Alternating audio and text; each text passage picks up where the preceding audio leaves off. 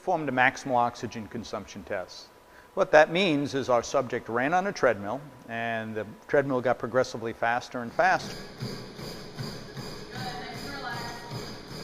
Sure. Every 3 minutes, we increased a half a mile an hour in terms of the speed until our subject reached what's called volitional exhaustion. In other words, he couldn't go any longer.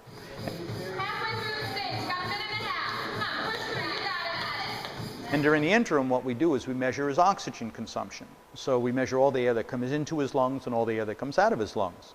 And from that, we're able to delineate the information that you see up on the screen that we have here. So what we actually measured is we measured his heart rate during every stage of the test. In this case, we found that his heart rate reached 199. That's a pretty fast heart rate, but it was an excellent effort. In addition, what we've done is we've measured how much air went through his lungs, and as you can see here, we have over 100 liters of air going through his lungs every minute. That's a tremendous amount of air. Picture a 1 liter bottle and 100 of those going in and out of your lungs in the course of 1 minute.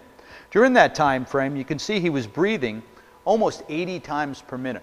He was in a stage of hyperventilation. He gave us an excellent effort. He has an excellent data in terms of this test, so we're well pleased with it.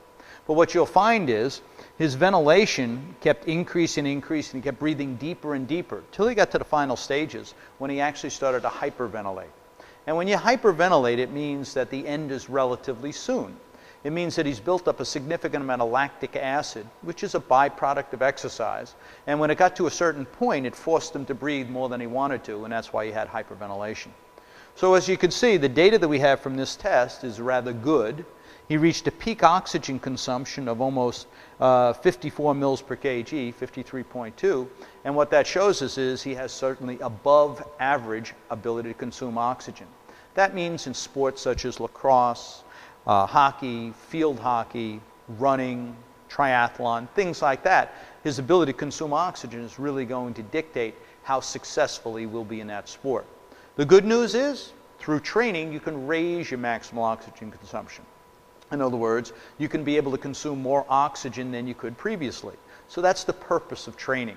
And this test, the max VO2 test, allows us to actually quantify the change from one point to another and ultimately predict one's genetic potential in terms of being able to consume oxygen.